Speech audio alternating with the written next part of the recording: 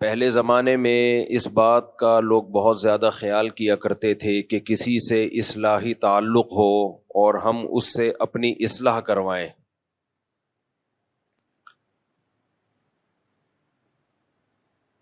اللہ تعالیٰ نے نبی صلی اللہ علیہ وسلم کو بھیجا، کتاب بھی دی، اور آپ صلی اللہ علیہ وسلم کے بارے میں بتایا کہ یزکیہم، نبی صلی اللہ علیہ وسلم صحابہ کرام کو کتاب بھی دیں گے، حدیث بھی بتائیں گے، اور ان کا تزکیہ بھی کریں گے، یعنی ان کی اصلاح بھی کریں گے، ان کو ظاہری اور باطنی برائیوں سے پاک کریں گے.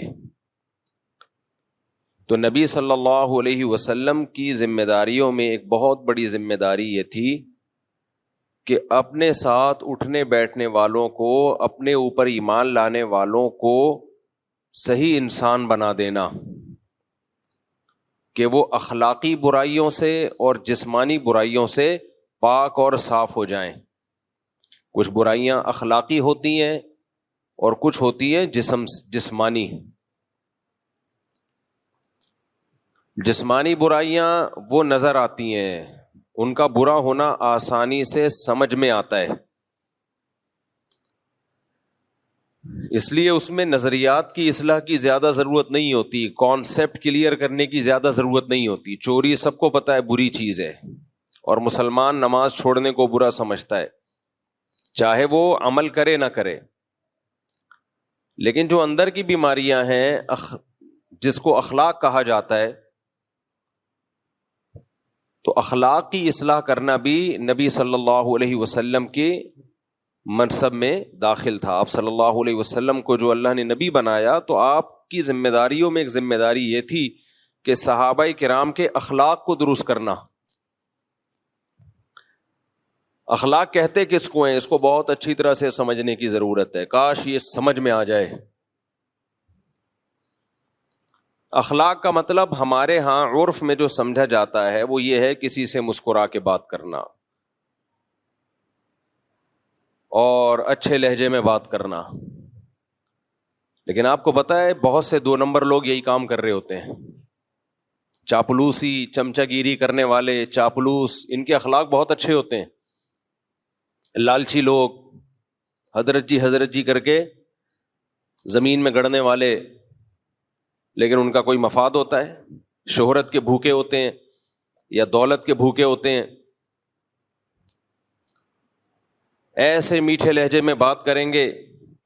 قرآن نے منافقوں کی علامت بتائی ہے، وَإِن يَقُولُوا تَسْمَعْ لِقَوْلِهِمْ، کہ جب یہ بات کریں گے تو اے نبی ان کے لہجے میں اتنی چاشنی، اتنی مٹھاس ہوتی ہے کہ آپ ان کی بات سنیں گے غور سے.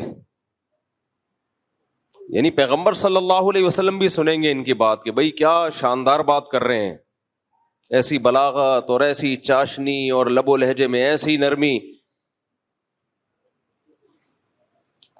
وَإِذَا رَأَيْتَهُمْ تُعْجِبُكَ أَجْسَامُهُمْ، ان کے جو کھڑے ہونے کا اسٹائل ہے، بات چیت کا اسٹائل ہے، وہ انداز پسند آئے گا آپ کو.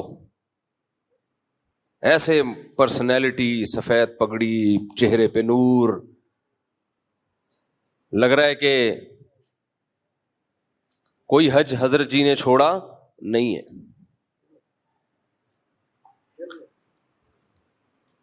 تو یہ بھی ایک اخلاق. تو خوب اچھی طرح سمجھ لیں، اخلاق کا مطلب صرف یہ نہیں ہوتا کہ لوگوں سے مسکرا کے بات کی جائے، یہ بھی اخلاق کا ایک مظہر ہے، با اخلاق لوگوں کی ایک ظاہری علامت ہے. لیکن اخلاق اس کو نہیں کہتے. اخلاق کسے کہتے ہیں؟ عربی میں یہ جو اخلاق کا لفظ ہے یہ جمع ہے خلق کی. کس کی جمع ہے یہ؟ خلق. خلق کہتے ہیں طبیعت کو، نیچر کو، جس پہ انسان کو ڈھالا جائے. اب گاڑی زبان استعمال کر رہا ہوں، تھوڑی آسانی سے سمجھاؤں گا. دیکھو، جس سانچے میں کسی چیز کو ڈالا جائے، لیکوڈ چیز کو، وہ اسی سانچے کے حساب سے ڈھل جاتی ہے. کیا خیال ہے؟ ادھر توجہ کدھر؟ میری طرف. آپ اگر پانی جو لکوڈ ہی ہوتا ہے آپ اس کو جگ میں ڈالو اور جما دو تو وہ جگ بن کے نکل آئے گا. کیا خیال ہے؟ آئس کیوب میں ہم برف ڈالتے ہیں, برف کے ٹکڑے اسی سائز کے بن جاتے ہیں جس سائز کے وہ آئس کیوب کے خانے ہیں. تو جس سانچے میں آپ لکوڈ چیز کو ڈالو گے, جس سانچے میں ڈھالو گے, وہ وہی چیز بن کے نکلے گی. تو انسانوں کے بھی سانچے ہوتے ہیں, جسمانی سانچے بھی ہوتے ہیں اور روحانی سانچے بھی ہوتے ہیں. جسمانی سانچہ کیا ہے؟ وہ ڈی این اے ہے جو اللہ نے پانی میں بنا دیا. جب وہ پانی ماں کے رحم میں جاتا ہے تو اس پانی کے قطرے میں اللہ نے یہ لکھ دیا ہوتا ہے, یہ سانچہ بنا ہوا ہے کہ اس کی آنکھ کس کلر کی ہوگی, اس کی پلکیں چھوٹی ہوں گی کہ لمبی ہوں گی, اس کے ناخن کیسے ہوں گے, اس کے بال کیسے ہوں گے, اس کا چہرہ کیسے ہوگا, اس کی ناک, اس کے کان, اس کا قد بڑا ہوگا یا چھوٹا ہوگا, یہ موٹا ہوگا یا دبلا ہوگا. بچہ اسی حساب سے بنتا ہے جو ڈیزائن اللہ نے اس پانی میں بنا دیا. کسی کے ڈیزائننگ میں یہ ہوتا ہے بلیک کلر کا ہوگا, اتنا بلیک ہوگا اندھیرے میں نظر ہی نہیں آئے گا. کسی کی ڈیزائننگ میں یہ ڈال دیا ہوتا ہے انتہائی وائٹ, ایسا وائٹ ہوگا کہ روشنی میں نظر نہیں آئے گا. تو یہ ایک ظاہری سانچہ ہے جس میں اللہ انسان کو ڈھال دیتے ہیں. اس کو بھی خلق کہا جائے گا. تخلیق, خلق پیدا کرنے کو کہتے ہیں نا. اردو میں یہ لفظ سنا ہوگا بھائی, اردو میں خالق کسے کہتے ہیں؟ پیدا کرنے والا. تو خلق یہ خلق سے نکلا ہے. خلق جس سانچے میں پیدا کیا گیا, آپ کو ڈھالا گیا, اور اسی خلق کی جمع اخلاق آتی ہے. تو ایک جسمانی سانچہ ہوتا ہے آپ کا, ایک ظاہری اسٹرکچر ہوتا ہے, اور ایک آپ کا ایک باطنی اسٹرکچر ہوتا ہے. یہ جو باطنی اسٹرکچر ہے نا, کہ آپ کی عادات کیا ہوں گی, آپ کی طبیعت کیا ہوگی, لالچی ہوگے یا سخی ہوگے, بہادر ہوگے یا بزدل ہوگے, بے وفا ہوگے یا وفادار, مطلب پرست ہوگے یا شکر گزار ہوگے, شہرت کے بھوکے ہوگے, دولت کے بھوکے ہوگے یا استغنا کے ساتھ زندگی گزارو گے, فسادی ہوگے یا مصلح ہوگے. کچھ لوگ اصلاح کرتے ہیں لیکن مقصد اصلاح نہیں ہوتا, فساد ڈالنا ہوتا ہے.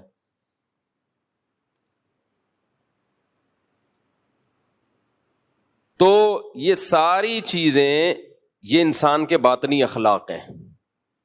ناشکرا, شکر گزار. تو یہ جو باطنی اخلاق ہیں, ان پہ جس طبیعت پہ انسان ڈھلتا ہے نا, ہر انسان کی ایک الگ نیچر ہوتی ہے. اس ڈھلی ہوئی طبیعت کو کیا کہا جاتا ہے؟ اخلاق. سمجھ رہے ہو کہ نہیں سمجھ رہے؟ اس ڈھلی ہوئی طبیعت کو کیا کہا جاتا ہے؟ اخلاق. خلق کی جمع. قرآن کہتا ہے انکا لعلی خلق عظیم, اے نبی آپ کو بہترین خلق پر پیدا کیا گیا ہے, آپ اس بہترین اخلاق پر ہیں. تو ظاہر ہے نبی صلی اللہ علیہ وسلم جب بہترین اخلاق پر تھے تو آپ کی صحبت جنہوں نے اٹھائی اور آپ سے جنہوں نے سیکھا ان کے اخلاق بھی بہترین. پھر جنہوں نے صحابہ سے سیکھا, تربیت لی, تزکیہ کروایا, ان کے اخلاق بھی بہترین. یہ سلسلہ سینہ بسینہ آج تک چلا آ رہا ہے اور قیامت تک چلے گا. تو یہ صحبت کے بغیر, با اخلاق لوگوں کی صحبت کے بغیر اس چیز کا حاصل کرنا مشکل نہیں بلکہ بہت مشکل ہے. اب وہ اخلاق ہیں کیا جس سے ہم نے اپنے آپ کو آراستہ کرنا ہے, جس کو کہتے ہیں نا با اخلاق آدمی ہے. ہم تو با اخلاق کا مطلب وہی لیتے ہیں, ہر وقت بتی سیدھی کھاتا رہے, مسکراتا رہے, غصہ ہی نہ آئے کبھی کسی بات پہ, اس کو تھینک یو کہتا رہے, ہر ایک سے جھک کے ملتا رہے. ٹھیک ہے, یہ بھی اچھی بات ہے, لیکن شریعت میں اخلاق کا یہ تصور بولو نہیں. بعض دفعہ غصہ کرنا اخلاق کا تقاضا ہے, سخت لہجے سے بات کرنا آپ کے با اخلاق ہونے کی علامت ہے. جھک کے نہ ملنا آپ کے بااخلاق ہونے کی علامت. چاپلوسی کرنے والے جھک کے مل رہے ہوتے ہیں. تو اسلام میں اخلاق کا تصور یہ ہے کہ آپ کے دل میں لالچ نہ ہو,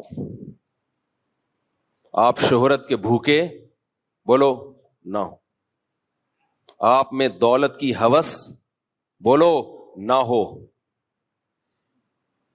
آپ میں تکبر نہ ہو کہ ہم چما دیگر نیس, میں ہی ہوں دنیا میں ایک پیدا ہوا جس کو سب پتہ ہے, باقی سارے کیا ہیں بے وقوف.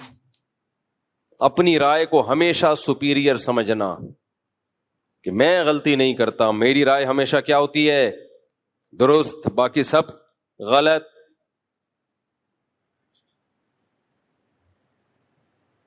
ناشکری, جنہوں نے کھلایا پلایا احسانات کیے ان کی چھوٹی چھوٹی باتوں کو رائی کا پہاڑ بنا دینا. کسی شخصیت کے بڑے ہونے یا چھوٹے ہونے کا لحاظ کیے بغیر ہر ایک سے ایک جیسا معاملہ رکھنا, یہ بھی بد اخلاق کا آدمی کی علامت ہوتی ہے. کون خاندان کا بڑا ہے, کون آپ کا محسن ہے, نہیں بھائی سب کو ایک لاٹھی سے ہانکا جائے. عورت کا اپنے شوہر کو ویلیو نہ دینا, احترام نہ کرنا, وہ سمجھنا کہ میں اور یہ برابر ہیں, یہ بھی بد اخلاق عورت کرتی ہے ایسا. بھائی اگر دونوں ایک جیسے ہوتے تو یہ آپ کو چھوڑ دے, آپ کی کیا حیثیت رہے گی سوسائٹی میں. آج ہماری خواتین یہ بات بہت کہتی ہیں کہ جتنی ضرورت مرد کو ہماری ہے ہمیں اتنی ہی ضرورت ہے. نہ, آپ کو مرد کی ضرورت زیادہ ہے. اللہ نہ کرے وہ آپ کو چھوڑ دے, منہ کالا کرنے کے لیے اس کے پاس عورتیں بہت ہیں. یہ تو شریعت کا پابند ہے کہ اس نے شریعت نے حلال پر کی باؤنڈری کھینچ دی ہے, ورنہ انگریز تو شادی وادی تھوڑی کرتا ہے, وہ اس کو پتا ہے عذاب جان ہے بھائی بیوی بنانا, نائٹ کلبوں میں روزانہ منہ کالا کرے گا. لیکن اسلام نے مرد کو پابند کیا کہ وفا کرو, اس کے علاوہ کسی اور عورت کی طرف مت جاؤ اور ساری زندگی اس کا نان نفقہ اٹھاؤ. کتنی بھاری بھرکم قیمت دیتا ہے ہماری سوسائٹی کا مرد عورت کے لیے, مگر میڈیا اس کو بد اخلاق بنا رہا ہے اور مرد کے مقابلے میں لا کے کھڑا کر رہا ہے. کھلے دلوا کے نا, کھلا لے لو اور تم انڈیپینڈنٹ زندگی گزارو, تمہیں کسی کی ضرورت نہیں ہے. اسلام نے کیا کہا, بھئی یہ تمہارا محسن ہے, اس کی کڑوی کسیلی برداشت کر لو. لو كنت آمر احدا ان يسجد لاحد لامرت النساء ان يسجدن لازواجهن, سجدے کا حکم ہوتا تو عورت کو حکم دیتا شوہر کے سامنے سجدہ کرے. یہ باتیں پہلے مائیں بچیوں کو سکھاتی تھیں. بھائی اونچ نیچ ہر گھر میں ہوتی ہے, برداشت کر لو. نہ, آج کل اینٹ کا جواب پتھر سے. لیکن آپ ان خواتین کو دفتروں میں دیکھیں, nice to meet you, attitude ایسا خاندانی, باس کے ساتھ ایسے ان کا جو بیہیویئر ہے باس کے ساتھ بڑا زبردست. تو بھائی ہم برابر کے ہیں, برابر کے ہونے میں بھائی مرد کا فائدہ ہے. مرد کہے گا برابر کے ہیں, نکلو پتلی گلی سے یہاں سے. انگریز کی بیوی اور انگریز برابر ہوتے ہیں, اس لیے انگریز کہتا ہے کہ شادی کرو. 50 سال میں بڈھے ہو کے تو کر رہا ہوتا ہے بیچارہ شادی. ہمارے ہاں ٹین ایجر لڑکے پھنس چکے ہیں میری بیانات سن کے. 18 20 سال کے لونڈے شادی کر کے میرے بیانات سن کے شادی کی اور پھنس گئے. کیوں پھنس گئے؟ ادھر ادھر منہ نہیں مار سکتے. وہ رات کو جلدی گھر پر آئیں گے, سارا نان نفقہ اس کا اٹھائیں گے. وہ یہ تو عیاشی کی عمر تھی ان کی, لیکن انہوں نے اپنے آپ کو باؤنڈ کر لیا ایک عورت کی وفا کے لیے. تو پھر اسلام عورت کو بھی کچھ احکام دیتا ہے, یہ تمہارے سر کا تاج ہے, تو اس کو عزت دو, اس کو رسپیکٹ دو. یہ تمہارا بوائے فرینڈ نہیں ہے, یہ گھر کا سربراہ ہے. تو اخلاق کے ہمارے ہاں معیار ہی چینج ہو چکے ہیں. ہم گوروں سے اخلاق سیکھ رہے ہیں. کس سے اخلاق سیکھ رہے ہیں آج کل؟ گوروں سے. تو حسد نہ ہو آپ میں, جیلسی نہ ہو, استغنا ہو. دوسروں کے ٹکڑوں پہ نظر نہ ہو. استغنا اور تکبر یہ دو دیکھنے میں ایک جیسی چیزیں ہیں لیکن ان میں زمین اور آسمان کا فرق ہے. تکبر کسے کہتے ہیں؟ دوسرے کو نیچا سمجھنا. اور استغنا کسے کہتے ہیں؟ اپنے آپ کو مخلوق کا محتاج نہ سمجھنا. دیکھنے میں دونوں ایک جیسے ہیں. مثال کے طور پر آپ غریب ہیں, مسکین ہیں, کھانے کو روٹی نہیں ہے, آپ کی خودداری یہ کہتی ہے میں کسی کے سامنے ہاتھ نہ پھیلاؤں, میں کسی کے سامنے ہاتھ نہ پھیلاؤں. یہ کیا ہے؟ یہ تکبر ہے یا استغنا ہے؟ بولو نا. یہ استغنا ہے.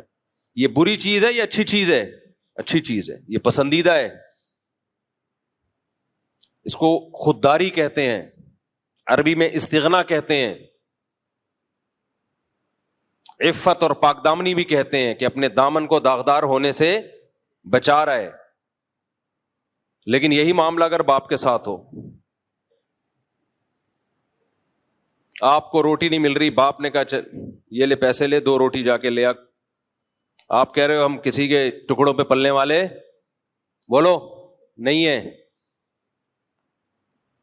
وہی ماں کہہ رہی ہے یہ لے پیسے لے کچھ کھا لے جا کے, ہم کسی کے محتاج نہیں ہیں, انڈیپینڈنٹ ہیں ہم, کسی کے ٹکڑوں پہ نہیں پلتے. اب یہ استغنا ہے, تکبر ہے؟ یہ تکبر ہے.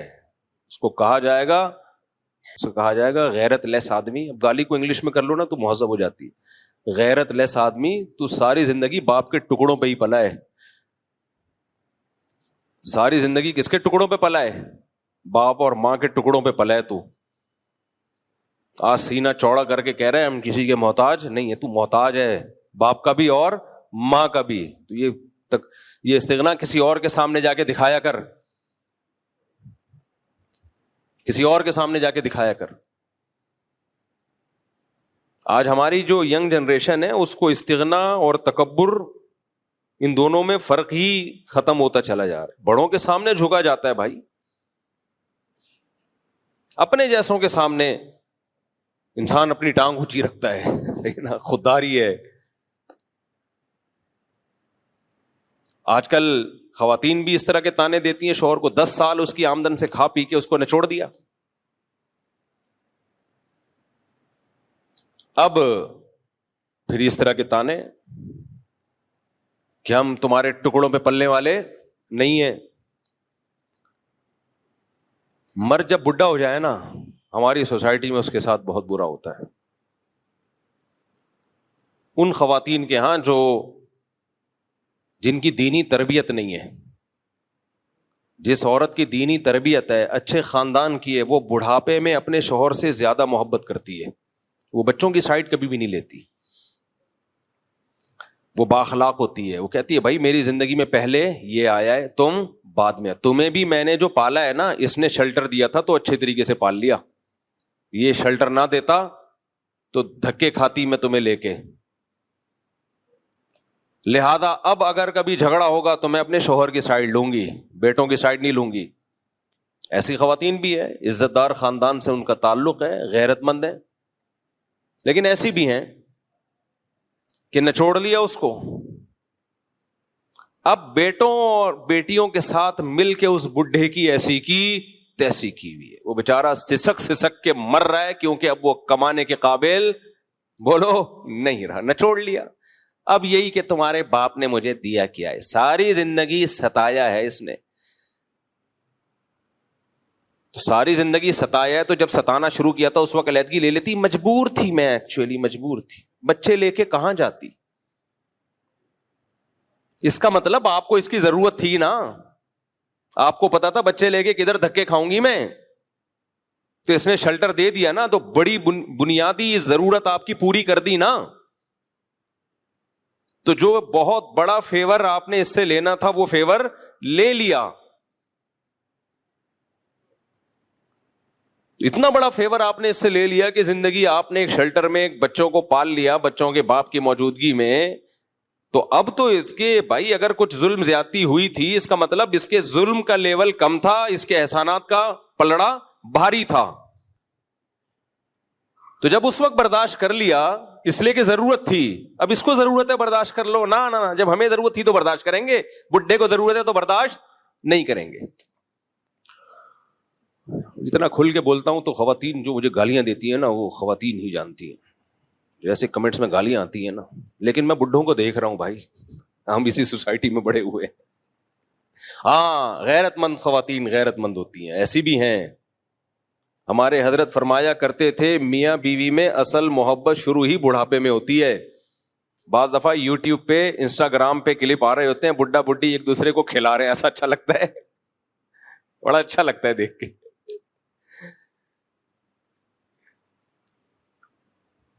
وہ ایک انسٹاگرام یا ٹک ٹاک پہ ایک ویڈیو آئی, ایک بوڑھا بیچارہ بیٹھا ہوا ہے, وہ جو بڑھیا ہے اس کی بیوی, وہ اس کو کچھ دلیا کھلا رہی ہے. میاں کے دانت ہی ختم ہو گئے نا, تو اس کو دلیا بڑا اچھا لگ رہا تھا. تو اس کے نیچے کمنٹس میں یہ لکھا ہوا تھا کہ بیٹے جاب کے لیے باہر چلے گئے,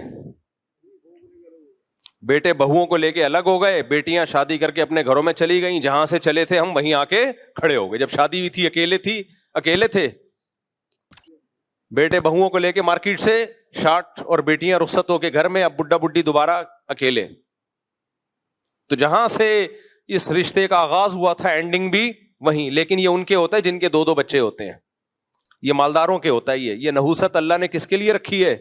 پیسے والوں کے لیے, جن کے دل چھوٹے ہوتے ہیں, بنگلے 1000 گز کے ہوتے ہیں. ایک آدھ بچہ امریکہ چلا گیا, ایک جاپان چلا گیا, ایک بیٹی تھی وہ چلی گئی. بڈھا بڈھی ایک دوسرے کو کب تک دلیا کھلاؤ گے بھائی, کب تک کھلاؤ گے؟ بڑھاپا انہی کا مزے کا گزرتا ہے جن کے ہول سیل کے حساب سے اولادیں ہوتی ہیں. اور قرآن کے الفاظ دیکھو یار, الفاظ دیکھو قرآن کے. مشرکین مکہ میں ولید ابن عتبہ تھا, عتبہ ابن ولید تھا, نام میں بھول رہا ہوں اس کا, بڑا کافروں کا ایک سردار تھا, بہت ہی متکبر قسم کا. اللہ نے اس کو بیٹے بھی دیے, بہت مال بھی بہت دیا, تو وہ بڑا فخر کرتا تھا اور نبی صلی اللہ علیہ وسلم کی مخالفت کرتا تھا, کیونکہ اتنے بیٹے تھے, بڑا اسٹرانگ تھا نا. پہلے باپ بیٹوں سے کیا ہو جایا کرتے تھے؟ اسٹرانگ. باپ کو بتا ہوتا تو میرے بیٹے ہیں, کوئی مجھ پہ ہاتھ نہیں ڈال سکتا, اور میری ذمہ داری کس کی ہے؟ بیٹوں کی ہے. اب بھی ہوتا ہے, لیکن مارکیٹ سے یہ چیزیں آہستہ آہستہ کیا ہو رہی ہیں؟ شارٹ ہو رہی ہیں. تو بیٹا ہی مارکیٹ سے شارٹ ہو رہے ہیں. 1-2 بچوں کو بیٹا تھوڑی کہتے ہیں. ایک بیٹا ہو گیا, پھر ایک دو بچی ہو گئی بیٹی, تو اس کو اولاد کہا جاتا ہے. مذاق ہے یار, اس کو کیا کہتے ہیں؟ اولاد. دیکھو ایک بات بتاؤں, کوئی آدمی لنگڑوں میں پیدا ہوا ہو نا, لنگڑوں میں, تو وہ سمجھتا ہے سارے لنگڑے ہی ہوتے ہیں. وہ کیا سمجھے گا؟ ارے ایک آدمی ایسے ہاسپٹل میں ایک بچہ پیدا ہوا جہاں سارے لنگڑے تھے, وہ بچہ بھی کیا تھا؟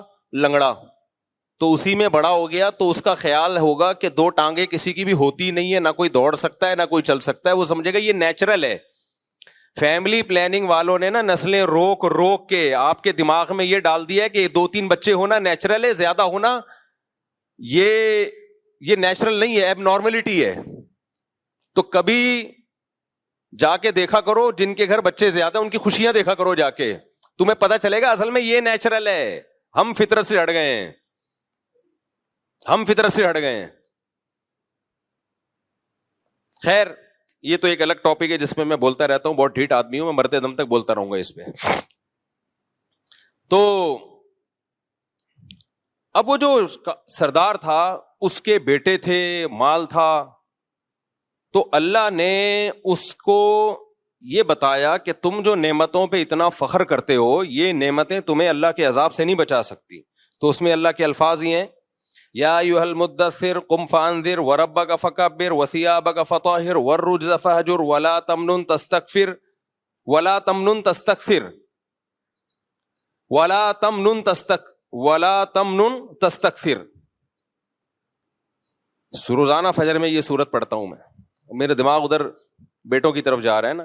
یا ایھا المدثر قم فانذر وربک فکبر وثیابک فطہر والرجز فہجر ولا تمنن تستکثر ولربک فاصبر فإذا نقر في الناقور فذلك يومئذ يوم عسير على الكافرين غير يسير ذرني ومن خلقت وحيدا وجعلت له مالا ممدودا وبنين شهودا. اللہ کہتے ہیں اس کو چھوڑ دو، اس کو ذرا چھوڑ دو، میں اس کو خود ہی نمٹوں گا. میں نے اس کو مال بھی دیا، یعنی اللہ اپنی نعمتیں گنوا رہا ہے. وبنين شهودا، اور حاضر رہنے والے بیٹے بھی دیے. اس سے پتا چلتا ہے بھائی بیٹے وہی اچھے ہوتے ہیں جو بڑھاپے میں حاضر ہوں. وہ بیٹے کسی کام کے نہیں ہے، بڑھاپے میں ایک امریکہ میں اور ایک کینیڈا میں جاب کر رہا ہو. بڑھاپے میں آپ کو بیٹے حاضر سروس چاہیے، تب فخر ہے آپ کے لیے. نہیں آئی میرا خیال ہے بات، دوبارہ سے بیان کر دوں جس نہیں سمجھ میں آئے گا. تم لوگ ابھی بچے ہو، سمجھ میں بہت معذرت کے ساتھ نہیں آئے گا. فیملی پلاننگ والوں نے اتنا ڈس لیا ہے نا، ایسا کروڑوں اربوں روپے خرچ ہوئے ہیں ان تحریکوں پہ. ڈرامے بنائے گئے ہیں جن کے زیادہ بچے ان کا مذاق اڑایا جائے، لطیفے بنائے گئے ہیں اور ایڈورٹائزمنٹ کی گئی ہے تاکہ ہماری نسل کم ہو، کیونکہ ان کی نسل بڑھ نہیں رہی ہے. تو انہوں نے کہا اپنے دشمنوں کی نسل ہی کم کر دو اگر ہماری بڑھ نہیں رہی ہے تو. خیر، تو اللہ کہتے ہیں دیکھو میں نے کتنی نعمت دی انسان کو، میں نے اس کو مال بھی دیا، وبنین شہودا، اور بڑھاپے میں اس کے سامنے حاضر رہنے والے بیٹے بھی دیے. اللہ نے بیٹیوں کا ذکر اس لیے نہیں کیا، وہ تو رخصت ہو کے بہرحال گھر جائیں گی نا، وہ تو اپنے سسرال جائیں گی ہی جائیں گی. لیکن اللہ کہتے ہیں کتنی بڑی نعمت کے حاضر رہنے والے بیٹے دیے میں نے اس کو. تو اس سے پتا چلتا ہے بیٹا سچی مچی میں نعمت اسی وقت بنتا ہے جب وہ حاضر ہو. آج کل ایک دو بیٹے ہوتے ہیں وہ بھی حاضر نہیں ہوتے. کبھی خوشبو لگا کے نہ آؤ، میں تمہیں 1000 گز کے بنگلوں میں لے کے جاؤں گا اور بڈھوں کے حال دکھاؤں گا تمہیں، بڈھیا اور بڈھے کا حال بیچارے کا. بڑھیا کیا پڑی ہوئی ہوگی اور بڈھا ادھر پڑا ہوا ہوگا. صرف ایک کلپ آ جائے گا دلیا کھلاتے ہوئے، اس کے علاوہ کیا کریں گے. تو بیٹے وہی ہوتے ہیں جو آپ کے سامنے موجود ہوں، خیال کر رہے ہوں آپ کا، بڑھاپے میں آپ کا سہارا بن رہے ہوں، آپ کی خدمت کر رہے ہوں، آپ کو کھلا پلا رہے ہوں اور احسان نہ جتلا رہے ہوں، فخر کر رہے ہوں. سمجھ میں آیا قرآن کیا کہہ رہا ہے؟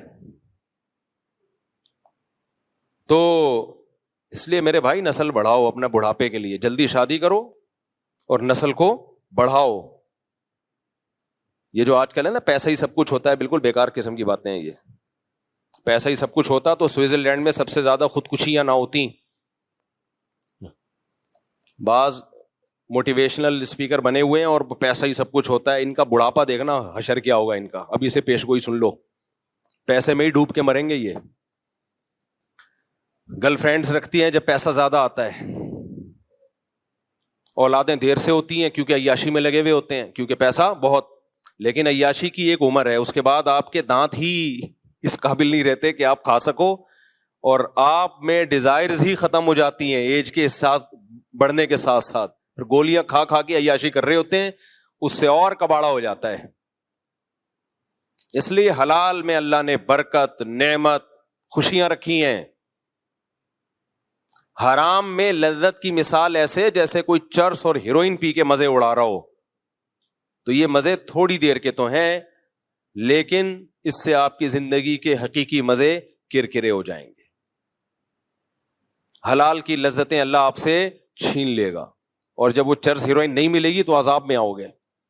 یہی حال زانی کا ہوتا ہے، اور جو حرام عیاشیاں کر رہے ہوتے ہیں انہی کا یہ حال ہوتا ہے.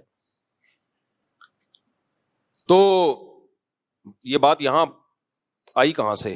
یہ جو بنین شہودا، حاضر سروس بیٹے، یہ بات آئی کہاں سے؟ نہیں وہ تو میں نے بیان کر دیا، لیکن یہ موضوع یہاں چینج کیسے؟ میں تو اخلاق کی بات کر رہا تھا نا. ہے ہاں، سانچے میں انسان کو اللہ نے ڈھالا ہے اخلاق. ہاں میں اس کی بات کر رہا تھا کہ با اخلاق عورت اس کو نہیں کہتے کہ تھینک یو سے بات کرے ہر ایک سے. با اخلاق عورت جو کہ ہوتی ہیں بہت ساری غیرت مند خاندانوں کی, وہ جب میاں بڈھا ہو جاتا ہے, ویسے تو ہوتا بوڑھا ہے لیکن میں اس کو بڈھا جان کر کہہ رہا ہوں کیونکہ لگتا بوڑھا نہیں ہے, بڈھا لگ رہا ہوتا ہے بیچارہ. وہ سمجھ رہے ہو نا, وہ بوڑھا نہیں لگ رہا ہوتا, وہ کیا لگ رہا ہوتا ہے, بڈھا, یعنی اس کی عزت نہیں ہوتی. تو غیرت مند عورت کیا کرتی ہے بڑھاپے میں, اپنے بچوں کے ساتھ مل کے اپنے ہسبینڈ کو ستاتی نہیں ہے, ہسبینڈ کو ستاتی نہیں.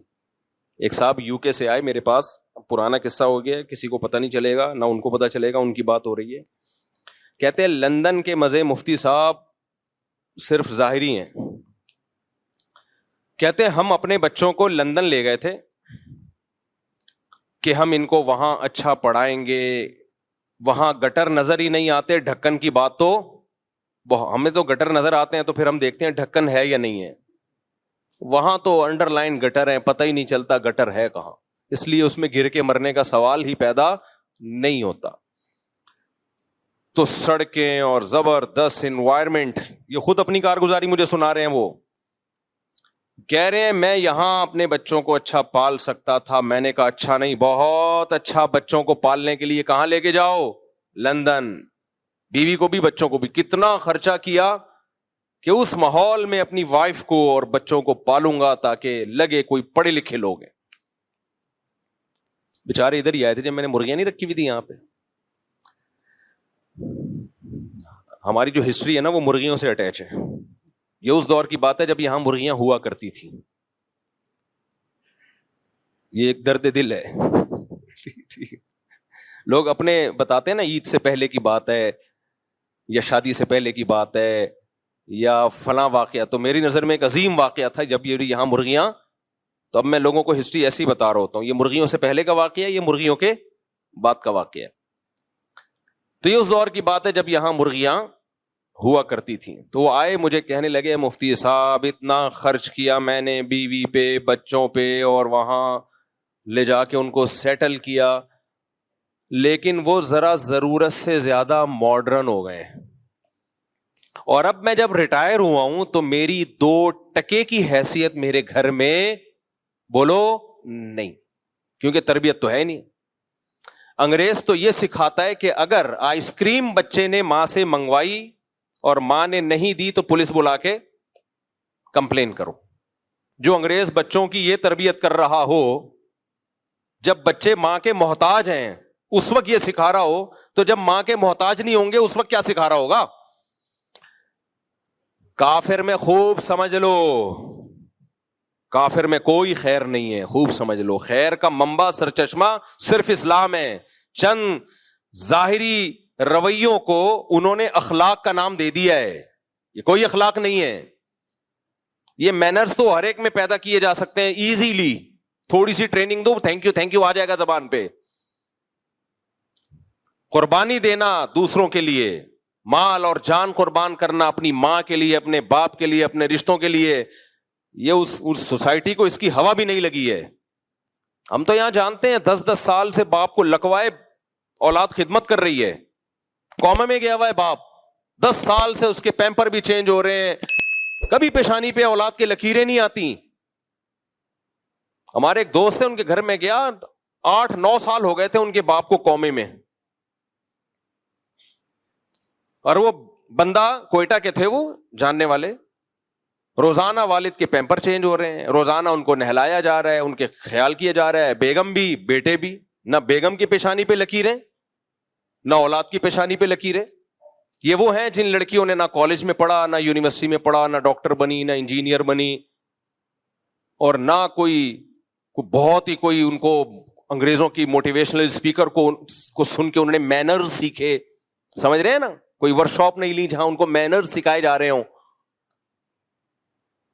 گاؤں دیہاتوں کی سیدھی سادھی.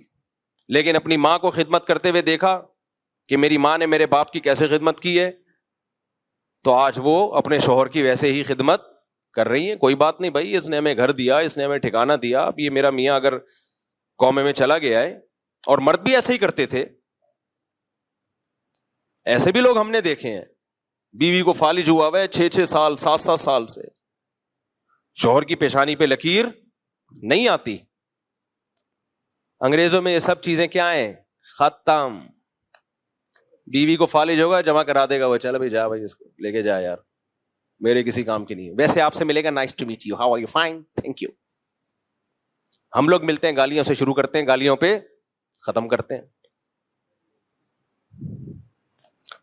تو اس کو وہ اخلاق کہتے ہیں. ایسا ظرف پیدا کرو میرے بھائی. تو 8 سال سے میں نے دیکھا وہ اپنے باپ کی خدمت کر رہا ہے. وہ کوئٹہ کا پٹھان دوست ہمارا اب بھی ہے وہ، اب تو اس کے والد کا انتقال ہو گیا، اللہ مغفرت کرے. تو میں نے کہا یار اتنی ٹف آپ کی روٹین ہے لیکن چہرے پہ مسکراہٹ. کہہ رہے سعادت سمجھ کے کرتا ہوں، جنت کا ذریعہ سمجھ کے کرتا ہوں. تو وہ جو صاحب تھے نا یو کے وہ مجھے کہنے لگے کہ مفتی صاحب بہت خرچ کیا اپنے بیوی بچوں پہ، زندگی لٹا دی، اپنے لیے کچھ نہیں بچایا. کہتے ہیں اب میرا ٹائم ایسے پاس ہوتا ہے گھر میں تو کوئی لفٹ بولو نہیں کرا، تھوڑا سا اونچی آواز میں بات کر لو تو آگے سے اسی اسپیڈ کے ساتھ رپلائی. ہمارے ایک دوست ہیں، وہ سمجھ نہ جائیں کہ ان کی بات ہو رہی ہے. ان کے ابا کہیں UK چلے گئے، تو ابا تو دیسی اسٹائل کے تھے، انہوں نے وہیں جا کے بھی ڈانٹ ٹپٹ شروع کر دی. یہ بچہ کیا کر رہا ہے، یہ کیا کر رہا ہے، یہ میرا پوتا کیا کر رہا ہے، میرا نواسا کیا کر رہا ہے. انہوں نے تو بھگایا ابا کو. یہاں آ کے ان سے بولا یار تم نے ابا کو پالا ہوا کیسے ہے، یہ تو ڈانٹ ٹپٹ کرتے ہیں. میں نے کہا دیکھ لو میرے بھائی، تم دیسی ہو، تم نے خوشی خوشی ابا کو رکھا ہوا ہے اور یہ ڈانٹ ٹپٹ صبح شام برداشت کرتے ہو، بلکہ باپ کے مرنے پہ رو گے. اور یہی تمہارے جو رشتے دار وہاں جا کے رہے ہیں وہ باپ کو چند دن برداشت نہیں کر پائے. یہ فرق ہے لندن میں اور پاکستان میں.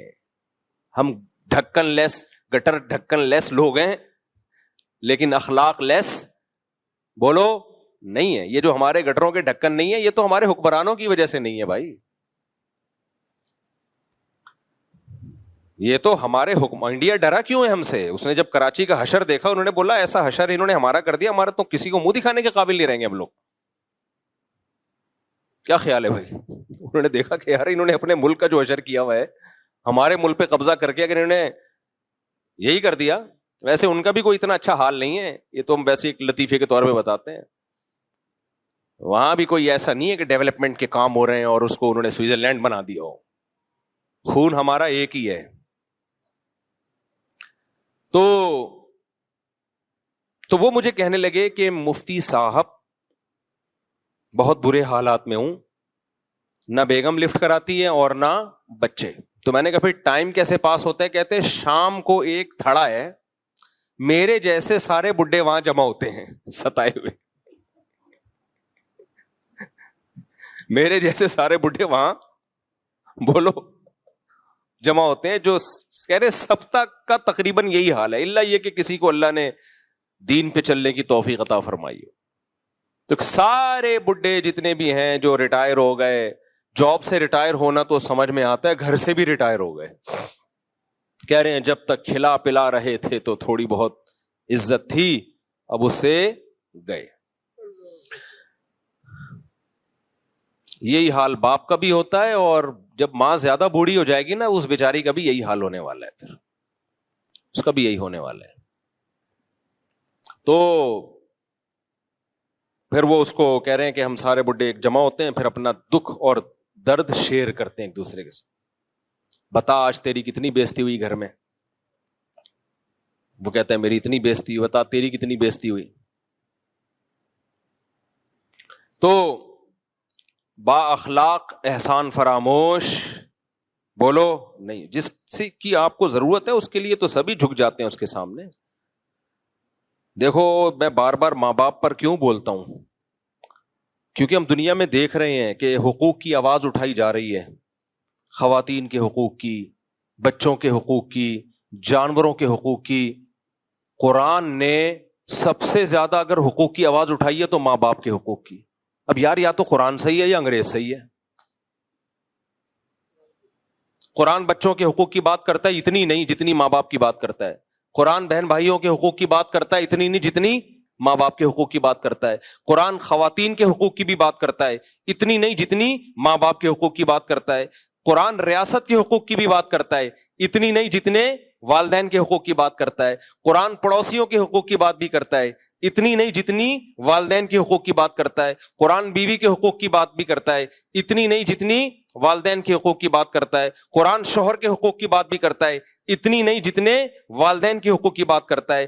بات بھی زیادہ کرتا ہے اور اس کے لیے صیغے بھی الگ سے استعمال کرتا ہے. وہ والے صیغے ورڈنگ یوز نہیں کرتا جو بہن بھائیوں کے لیے یوز کرتا ہے. جب قرآن دیگر رشتہ داروں کی بات کرتا ہے تو حکم دیتا ہے اللہ تمہیں یہ کرو یہ کرو یہ کرو. جب ماں اور باپ کی بات کرتا ہے تو ووصینا وصیت کر رہے ہیں ہم تمہیں. قضا ربو کا فیصلہ کر دیا تیرے رب نے ایسا کرنا ہے تم نے. جو سینٹینس ہیں ان میں بھی بہت جان ڈال دیتا ہے قرآن. اور پھر قرآن جس ترتیب سے بیان کرتا ہے, قرآن ماں باپ جب حقوق کی بات کرتا ہے نا دوسروں کے, اپنے حق کے بعد نہیں بات کرتا. ماں باپ کے حقوق کی بات کرتا ہے تو اپنے بعد سب سے پہلے ماں باپ کی بات کرتا ہے. گورا نہیں کرے گا یہ بات. گورا فادر ڈے منائے گا لوگوں کو بیوقوف بنانے کے لیے, اور ہمیں بھی بیوقوف بنا دیا اس نے. ہمارے یہاں بھی یہ جو سیکولر لبرل لوگ ہیں نا فادر ڈے اور مدر ڈے منا رہے ہیں, ان بیچاروں پہ مجھے بہت, ان کو اللہ نے دنیا میں ہی جہنم دے دی ہے یار. سیکولر اور لبرل ہو کے نا مولویوں کا مذاق اڑا کہ یہ داڑھی والے, یہ شلواریں ٹخنوں سے اوپر کر, یہ مولوی ہمیں تہذیب سکھائیں گے. تہذیب تو فلاں یونیورسٹی میں سکھائی جاتی ہے, پروفیسر صاحب کتنی اسٹائل میں بات کرتے ہیں. یہ مولوی لوگ تو فتوے جھاڑتے رہتے ہیں ایک دوسرے پہ. آنے دو بڑھاپا, ابھی عیاشی ختم ہوگی تمہاری. پھر جا کے دیکھا کرو مولویوں کے گھروں میں کیا ہو رہا ہے اور تمہارے گھروں میں کیا ہو رہا ہے. وہ ہے نا بھی لندن میں کیس آیا, آئس کریم ماں نے منگوائی, بی بی سی کی رپورٹ ہے نا, بی بی سی کی ہے نا. بچے نے آئس کریم منگوائی, ماں نے نہیں دی, بچے نے پولیس کو بلایا. اب ماں کو اندر تو نہیں کیا پولیس نے, لیکن آ گئی پولیس, تنبیہ کر کے چلی گئی ہے. اس میں بات کروں گا انشاءاللہ سوال جواب کے سیشن میں, کیونکہ ہمارا سیکولر لبرل طبقہ بہت اپریشیٹ کر رہا ہے کہ قانون اس کو بولتے ہیں بھائی. ایک بچہ بھی جب چاہے پولیس کو بلائے تو بلا سکتا ہے, یہ ہوتی ہے قانون کی مضبوطی. اور ہمارے ہاں ڈاکو گھر میں گھسے ہوئے آپ پولیس کو بلاؤ تو پولیس نہیں آتی. بھائی قانون کا مضبوط ہونا الگ بات ہے, مضبوط یا کمزور ہونا, درست اور صحیح ہونا الگ بات ہے. اس کو دیکھ رہا ہے ہمارا سیکولر طبقہ قانون مضبوط ہے, یہ نہیں دیکھ رہا کہ صحیح بھی ہے کہ نہیں ہے. غلط قانون اگر مضبوط ہو اس کے سائیڈ ایفیکٹ بہت خطرناک ہوتے ہیں. ایسا قانون مضبوط نہ ہوتا زیادہ اچھا تھا. ہمارے یہاں بھی ہوتا ہے بعض دفعہ بچہ پولیس کو بلاتا ہے, پولیس کہتی ہے کس نے تھپڑ لگایا, باپ نے لگایا. پولیس کہتی ہے ہم تو روزانہ اپنے بیٹے کو ایک دو چماٹ تو غریبی میں مار رہے ہوتے ہیں. تو قانون مضبوط نہیں ہے لیکن ہے بہرحال ٹھیک ہے کہ ابا نے اگر ایک ہاتھ تھپڑ لگا دیے تو مارنا نہیں چاہیے کہ آپ جا کے غریبیوں میں مارنا شروع کر دیں. میں مار کو اپریشیٹ نہیں کر رہا, جو تربیت محبت سے ہوتی ہے وہ مار کٹائی سے نہیں ہوتی. لیکن اگر باپ نے مار دیا, ماں نے مار دیا, بیٹے کو یہ رائٹ نہیں ہے کہ پولیس بلائے. وہ باپ کا بلا وجہ مارنا غلط اگر ہے تو بیٹے کا آگے سے رپلائی کرنا اس سے بڑا غلط ہے. یہ ناقابل معافی جرم ہے, یہ ناقابل معافی جرم ہے. لیکن انگریزوں کو اس جرم کا جرم ہونا معلوم نہیں ہے, کیونکہ خدا کو نہیں مانتے تو خدا کے حکام کو بھی نہیں مانتے. نفس پرستی کی بیس پہ جب قانون بنتے ہیں تو اس کے سائیڈ ایفیکٹ یہی ہوتے ہیں, یہی سائیڈ ایفیکٹ ہوتے ہیں اس کے. ہمارے ہاں تو بھائی بچپن میں ہم ٹیچروں سے پٹ کے نہیں اپنے ماں باپ کو بتاتے تھے کہ ٹیچر نے مارا ہے, کیونکہ اگر ابا کو آ کے بتاتے نا ٹیچر نے تھپڑ مارا ہے تو 4 تھپڑ ابا الگ سے مارتے کہ ٹیچر کی شکایت کیوں کر رہے ہو. باقی کو ٹیچر زیادتی بھی کرتے ہیں, بے تحاشا مارتے ہیں, اس کو میں کبھی بھی اپریشیٹ نہیں کرتا. بلا وجہ مارتے ہیں, اپنی غصہ کہیں اور کا ہوتا ہے, نکالتے کس پر ہیں, بچوں پہ. وہ تو ناجائز ہے. میں تو صرف ایک سمجھانے کے لیے کہ پہلے کیا ادب سکھایا جاتا تھا. میں مار کو پروموٹ نہیں کر رہا کہ ٹیچروں کو چاہیے بچوں کو تھپڑ شپڑ مارا کریں, اس کو پروموٹ نہیں کر رہا. صرف یہ بتا رہا ہوں کہ اگر ٹیچر نے کبھی ہاتھ اٹھا لیا ہے کبھی کبھار تو شکایت بنتی نہیں ہے. ایسے چھوئی موئی نسلیں وجود میں آ رہی ہیں, ماں باپ ڈر رہے ہوتے ہیں اپنی اولاد سے. الٹا سیٹ اپ, یہ جو حدیث میں آتا ہے نا ان تلد الامۃ ربتہا, قرب قیامت میں باندی اپنے آقا کو جنے گی. عورت جس بچے کو پیدا کرے گی وہ بچہ عورت کا باپ بن کے حکومت کرے گا اپنی ماں پہ. وہ آج نظر آ رہا ہے. باپ بیٹوں کو نہیں جن رہا, باپ اپنے باپ کو جن رہے ہیں. کیونکہ ماں باپ آج کل ایسا بچوں کے سامنے ان کے مزاج کا خیال کر رہے ہوتے ہیں کہ کہیں ہمارا بیٹا یا بیٹی اس کی صنف نازک پہ گرا نہ گزرے. کہیں ہم نے یہ بات کہہ دی پورا ناپ تول کے, ایسا نہ ہو کہ بچے کو برا لگ جائے. اتنا اس میں ایسا احتیاط سے کام لیتے ہیں, کوئی ذرا سا کچھ اونچ نیچ نہ ہو جائے. ابے بھائی یہ باپ ہے. میں اکثر ایک واقعہ سناتا ہوں نا, پرانا ہو گیا پتہ نہیں چلے گا. میں واقعات جب سناتا ہوں جب وہ ایکسپائر ہو چکے ہوتے ہیں. مرغیوں سے پہلے کے واقعات ہیں سارے, یہ سارے واقعات مرغیوں سے پہلے کے ہیں, جب میری یہ مرغیاں ہوا کرتی تھی. دعا کرو کمیٹی والے مجھے دوبارہ اجازت دے دیں مرغیاں پالنے کی. اچھا خیر, پالی بھی ہیں دوسری جگہ پر لیکن وہ دور ہے. تو خیر, تو وہ واقعہ ہی بھول گیا مرغیوں سے پہلے کا. ہاں, ایک صاحب آئے اپنے بیٹے کو لے کے, بڑے ایجوکیٹڈ فیملی, بڑے پڑھے لکھے خاندانی قسم کے. اپنے بیٹے کو لے کر آئے کہ کچھ سمجھانا تھا اس کو. ماشاءاللہ پینٹ شرٹ میں, اور بڑا ایک گیٹ اپ سے بھی پتہ چل جاتا ہے نا وہ پڑھا لکھا آدمی ہے, اچھی فیملی سے ان کا تعلق. میرے سامنے بڑی پست آواز میں بات کر رہے ہیں. بیٹا جوان 24-25 سال, بہت آرام سے دھیمے لہجے میں کہ دیکھیں آپ میرے بیٹے کو یہ سمجھائیے مفتی صاحب کائنڈلی, یہ ایسا کرتے ہیں, یہ ویسا کرتے ہیں, یوں کرتے ہیں, آپ ان کو سمجھائیے. آواز ابا کی کیا تھی بولو, پست, کہ بیٹے کی شان میں کہیں گستاخی نہ ہو جائے. اور بیٹا جب بات کرے تو 2-2 فٹ اچھلے, ٹکی نہیں رہا زمین پہ, ایسے بات کر رہا ابا نے ہو. اور باپ پھر اس کو کہہ رہے دیکھیں بیٹا لاؤڈلی مت بولیں, کائنڈلی دیکھیں مفتی صاحب نہیں ایسا نہیں ہے جیسا یہ کہہ رہے ہیں, نہیں مفتی صاحب ایسا نہیں ہے, یہ غلط بیانی کر رہے ہیں. اور بیٹا پھر چیخ رہا ہے, منہ سے جھاگ نکل رہا ہے اس کے. میں نے کہا یار مجھے کچھ ایسا لگ رہا ہے کہ کچھ غلط ہو گیا ہے, فطرت کی طرف سے کچھ کیا ہو گیا ہے. ویسے فطرت کبھی غلطی کرتی نہیں, لیکن کچھ ایسا لگ رہا ہے کہ جس کو پہلے پیدا ہونا چاہیے تھا وہ بعد میں پیدا ہو گیا, جس کو بعد میں پیدا ہونا چاہیے تھا وہ بولو پہلے پیدا. میں نے کہا یہ گھر میں الٹا سیٹ اپ چل گیا ہے. کیا اس کو پہلے پیدا ہو کے باپ بننا چاہیے تھا اور آپ کو بعد میں پیدا ہو کے اس کا بیٹا بننا چاہیے تھا. اسٹائل سے تو یہی لگ رہا ہے کہ یہ باپ ہے اور آپ بیٹے ہو. اسٹائل سے یہ لگ رہا تھا کہ جو باپ ہے وہ اصل میں کیا ہے, بیٹا ہے, اور جو بیٹا ہے وہ اصل میں کیا ہے, باپ ہے. اور یہ صرف ایک کا اسٹائل نہیں ہے, آج کل گھروں میں یہ اسٹائل لانچ ہو گیا ہے. یہ ڈراموں سے, فلموں سے, یونیورسٹیوں میں سکھایا جا رہا ہے کہ تم انڈیپینڈنٹ ہو, تم انڈیویجول ہو, تم کسی کے محتاج نہیں ہو, ہیومن رائٹس, ہر ایک کا اپنا ایک حق ہے. اور وہاں سے بھی یہ سب چیزیں آ رہی ہیں. اور ڈراموں میں دکھایا جا رہا ہے شوہر نے بیوی کو ایک تھپڑ لگایا تو بیوی نے بھی رکھ کے پورا اسٹائل سے پوری 5 انگلیاں اس کے جڑ دی. لوگ کلیپنگ کر رہے ہیں نیچے کمنٹس میں, ماشاءاللہ ایسا ہی ہونا چاہیے ایسے شوہروں کے ساتھ. تو مجھے خیال ہو رہا تھا کہ اللہ کرے ان کی بیویاں ان کو گریوی میں ایک چماٹ سب کو رکھ کے دیں. شوہر کا چماٹ مارنا, تھپڑ مارنا غلط ہے بھائی, لیکن اس کا یہ مطلب تھوڑی ہے کہ اگر اس نے مار دیا تو بیوی بھی آگے سے ایک چماٹ لگا دے. غلط چیز کو ختم کرنے کے لیے اس سے زیادہ غلط کیوں کروا رہے ہو. تو اس لیے کہتے ہیں اخلاق. اب سمجھ میں آ رہا ہے اخلاق کسے کہتے ہیں. وہ ٹوپی ڈرامے والے اخلاق کی بات نہیں کر رہا جو جاپانیوں میں ہے, کنگ چاؤں کنگ پاؤں, وہ سب کے وہ کوئی مشکل کام نہیں ہے. وہ والے اخلاق سیکھنے ایئر ہوسٹس کی جاب کر لو, 1 مہینے میں آ جائیں گے وہ اخلاق آپ میں. 1 مہینہ لگے گا ٹریننگ میں. ایئر ہوسٹس کو 1 مہینے میں سکھا دیا جاتا ہے تمیز سے بات کرنی ہے, بدتمیزی بولو نہیں کرنی. لیکن اس سے وہ ماں باپ کو پالنا نہیں سیکھتی, وہ شوہر کے ساتھ حسن سلوک نہیں سیکھتی.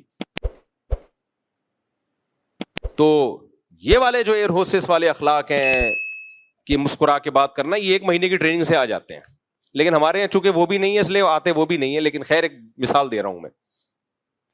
اوریجنل اخلاق جو ہے نا وہ تھوڑا ڈیفیکلٹ ہیں، وہ پیغمبروں کی صحبت کے بغیر نہیں آتے. یا ان کی صحبت اٹھاؤ جنہوں نے پیغمبروں کی صحبت اٹھائی، یا ان کی صحبت اٹھاؤ جنہوں نے پیغمبروں کی صحبت اٹھانے والوں کی صحبت اٹھائی، اللہ والوں کی صحبت اٹھائی. ان کی صحبت اٹھائے بغیر یہ سچی مچی والے اخلاق پیدا نہیں ہوتے. سچی مچی والے اخلاق پیدا نہیں ہوتے. تو میں جس اخلاق کی بات کر رہا ہوں وہ ہے باطن کی اصلاح، کہ اپنے محسنوں کو پہچانے انسان. اسلام میں سب کو ایک لاٹھی سے نہیں ہانکا گیا ہے. پڑوسی کا حق دور رہنے والے سے زیادہ ہے. آج ہماری سوسائٹی میں ہے زیادہ ہے بھائی. وہ جو آپ کی دیوار جس کی دیوار کے ساتھ لگتی ہے اس میں اور غفار صاحب میں کوئی فرق بولو ہے ہی نہیں. جمشید صاحب ہو گئے یا پڑوسی ہو گیا، کوئی فرق نہیں ہے. دیکھو پورشن والے گھر کبھی بھی مت لو. پورشن والے گھر جو ہے نا، پورشن والے، یہ ڈھیٹ پنا پڑوسیوں کے حقوق کی بات کر رہا ہوں. پورشن والے گھر میں سب ایک دوسرے کے پڑوسی ہوتے ہیں نا. کیا خیال ہے؟ اپارٹمنٹ بنا دیے نا 4-6 گھر آپ نے لے لیے، گئے آپ، ایسا بیڑا غرق ہوگا نا آپ کا. ایک اتنا پانی استعمال کرے گا، موٹر خراب ہوگی تو اس کے پیسے نہیں دے گا، وہ کہے گا تم نے خراب کی ہے. مجھے گھر مل رہا تھا کہ پورشن، میں نے کہا نہیں لوں گا بھائی.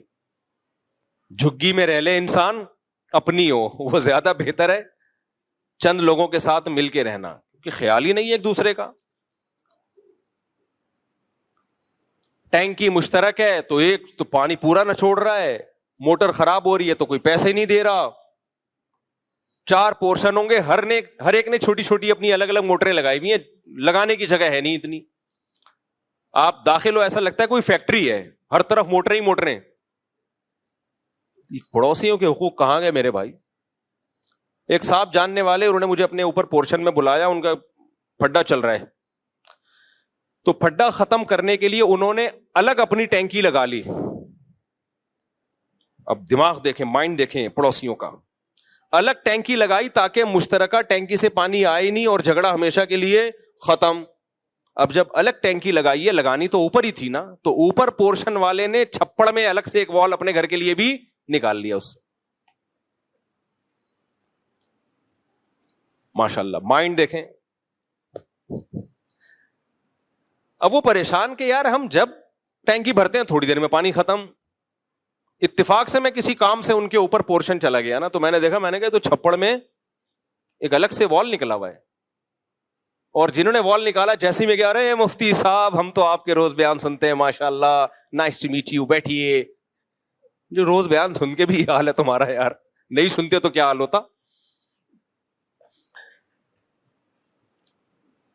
ایک طرف حدیث میں آتا ہے جس نے 1 درہم چوری کیا نا، 700 نمازیں اس کی ضائع ہو جاتی ہیں. اور یہاں پانی چوری کر رہے ہو یار صبح شام کسی اور، وہ بےچارا اپنے خرچے پہ ٹینکر لا کے، پانی تو گورنمنٹ دیتی نہیں ہمیں. انڈیا پانی بند کرے نہ کرے اس سے ہماری صحت پہ کوئی فرق نہیں پڑتا، کیونکہ انڈیا نے جب بند نہیں کیا تھا تو بھی ہمیں پانی نہیں مل رہا تھا، جب بند کر دیا تو بھی نہیں مل رہا. ہم تو ٹینکر پہ چل رہے ہیں، ٹینکر پہ چل رہے ہیں بھائی. تو یہ آخری سہارا ہے ہمارا ٹینکر، یہ بھی گئے ہم. پھر بارشوں پہ سیٹ ہو جائیں گے ہم، خود ڈیم بنا کے نا رکھیں گے، بارش کا پانی ہوا اسٹور کیا اس کو. سائنسدانوں کو چاہیے پہلی فرصت میں ہائیڈروجن ڈائی آکسائڈ بنانے کی کوئی مشین ایجاد کر لیں. یہ کہ ہوا میں ہائیڈروجن اور آکسیجن تو ہوتی ہے، ہم خود بنا لیا کریں گے 2 ہائیڈروجن کے 1 آکسیجن کو لے کے مکس کر کے. ہمیں حکومت کے پہ ڈیپینڈ کرنے سے نکالو. سولر پلیٹیں تو آ گئی نا، اللہ کا شکر ہے، بجلی میں لوگ اب انڈیپینڈنٹ ہونا شروع ہو گئے ہیں. ایسا ہی کوئی سائنسدانوں کو چاہیے پہلی فرصت میں کوئی مشین بنائے جس سے پانی بنا سکیں ہم لوگ. تو میرے بھائی یہ بھی اخلاق ہیں. اسلام نے پڑوسی کا حق دوسروں سے زیادہ بتایا ہے, زیادہ بتایا. لیکن خاندانی لوگ بھی الحمدللہ ہیں. ہمارے ایک دوست تھے, کنواں کھودا انہوں نے اپنے لیے. کہہ رہے میں نے پہلے سے نیت کر لی کہ جب کنواں بھر جائے گا, ہم ٹینکی, میٹھا پانی تھا ان کے یہاں, جب میری ٹینکی بھر جائے گی کنویں کے پانی سے, تو جتنا بچا ہوا پانی ہے سارا اڑوس پڑوس میں, جو پڑوسی ہے جو قریب کا, اس کا حق زیادہ ہے نا, تو سب سے پہلے اس کو, پھر اس کے بعد والے کو, پھر اس کے بعد والے کو. اچھا اس علاقے میں پانی بہت کم تھا, اللہ کی قدرت, نیت اچھی تھی نا, تو پانی بے تحاشا دے دیا اللہ نے, پہلے سے نیت اچھی تھی. کہہ رہے میں اپنی ٹینکی بھر لیتا ہوں, اس کے بعد پورا محلہ اس کنویں سے فائدہ اٹھاتا ہے, سب آگے بھر بھر کے جا رہے ہیں. میں نے کہا تمہاری نیت اچھی تھی تو اللہ نے برکت دی ہے. صحیح حدیث ہے, نبی صلی اللہ علیہ وسلم نے فرمایا کہ ایک شخص نے بادلوں میں آواز سنی کہ جا فلاں کی زمین پہ جا کے برس, اے بادل جا فلاں کی زمین پہ جا کے برس. کہہ رہے میں حیران ہوا, کون غیبی آواز لگا رہا ہے بھائی, بادل کو فلاں کی زمین پہ برسایا جا رہا ہے. تو اس نے اس زمین والے سے پوچھا کہ بھائی تو کون سا ایسا عمل کر رہا ہے کہ بادل کو اسپیشل آرڈر دیا جا رہا ہے کہ تیری زمین پہ جا کے برس. کہہ رہے جو پیداوار ہوتی ہے 1/3 اس میں سے اللہ کی راہ میں صدقہ کرتا ہوں میں. نبی صلی اللہ علیہ وسلم نے فرمایا, دیکھو نبی کی باتوں پر ایمان ہونا, ایمان سے بڑی کوئی نعمت نہیں ہے. تو ان باتوں کو سننے میں مزہ بہت آتا ہے, یہ بے ایمان لوگوں کے لیے نہیں ہے. مزہ کس بات کا آتا ہے کہ ہمارا رب اور ہمارا مذہب کتنا اچھا ہے, ہمیں خرچ کرنے کی ترغیبیں دینے کے لیے کتنی پاورفل موٹیویشن ہے, کتنی پاورفل حوصلہ افزائی ہے.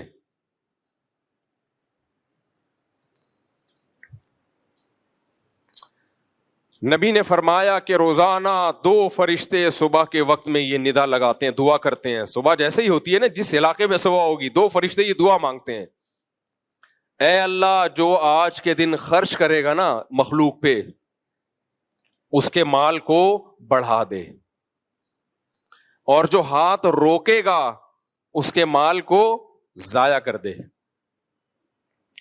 اللہ ویسے بھی یہ کام کر سکتا تھا نا, لیکن اللہ نے اس کام کے لیے 2 فرشتوں کی ڈیوٹی لگا دی ہے کہ روزانہ صبح اٹھ کے یہ دعا مانگنا. تو اللہ کو بڑے دل والے پسند ہیں, چھوٹے دل والے پسند بولو نہیں. اللہ چھوٹے دل کا ہے, بڑے دل کا ہے, بڑے دل کا ہے. یہودیوں نے کہہ دیا تھا کہ اللہ ہمیں ترسا ترسا کے کھلاتا ہے, معاذ اللہ. وقالت الیہود ید اللہ مغلولہ, یہودی کہتے تھے اللہ کے ہاتھ تنگ ہیں, بہت تھوڑا تھوڑا دیتا ہے. اللہ کو اتنا غصہ آیا, قرآن کی آیتیں نازل ہوئیں, فرمایا غلت ایدیہم, ان کمبختوں کے ہاتھ بند ہیں, وَلُعِنُوا بِمَا قَالُوا, جو انہوں نے کہا ان پر لعنت, بل یداہ مبسوطتان, اللہ کے دونوں ہاتھ کھلے ہوئے ہیں. دیکھو اللہ معاذ اللہ نقل کفر اگر بخیل ہوتا تو اللہ کو یہ تانا سن کے غصہ آتا؟ بولو نا. تو یہودیوں نے اللہ کو بول دیا بخیل, معاذ اللہ کنجوس, اللہ کو اتنا غضب آیا, فرمایا یہ کنجوس ہیں, ان پر لعنت. بل یداہ مبسوطتان, اللہ کے دونوں ہاتھ کھلے ہوئے ہیں, ينفق کیف یشاء, جیسے چاہتا ہے لٹاتا ہے بندوں پہ. تو بتاؤ اللہ کو کنجوس پسند ہے یا سخی پسند ہے؟